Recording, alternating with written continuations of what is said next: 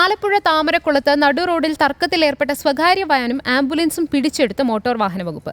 അപകടകരമായ രീതിയിൽ വാഹനം ഓടിച്ചതിനും പൊതുനിരത്തിൽ ഗതാഗതം തടസ്സപ്പെടുത്തിയതിനും ഡ്രൈവർമാർക്കെതിരെ കേസെടുത്തു.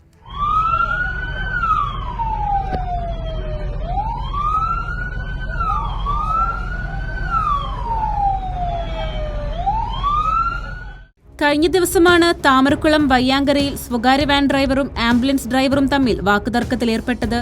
തർക്കത്തിലേർപ്പെട്ട സ്വകാര്യ വാനും ആംബുലൻസും മാവേലിക്കര മോട്ടോർ വാഹന വകുപ്പ് പിടിച്ചെടുത്തു. AMVIമാരായ ഹരികുമാർ, സജു പി ചന്ദ്രൻ, പ്രസന്നകുമാർ എന്നിവർ ചേർന്നാണ് വാഹനം പിടിച്ചെടുത്തത്.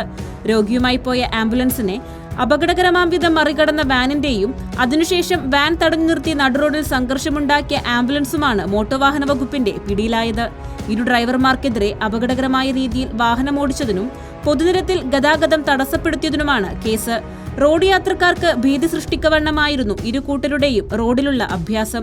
അടിയന്തര ഘട്ടത്തിൽ രോഗിക്ക് വൈദ്യസഹായം എത്തിക്കുക എന്ന പ്രാഥമിക കർത്തവ്യത്തിൽ നിന്ന് വ്യതിചലിച്ചാണ് ആംബുലൻസ് ഡ്രൈവർ പെരുമാറിയതെന്നാണ് മോട്ടോർ വാഹന വകുപ്പിന്റെ വിലയിരുത്തൽ. പിടിച്ചെടുത്ത ഇരുവാഹനങ്ങളും ഉദ്യോഗസ്ഥർ തന്നെയാണ് നൂറനാട് പോലീസ് സ്റ്റേഷനിൽ എത്തിച്ചത്. റിപ്പോർട്ടർ, ആലപ്പുഴ.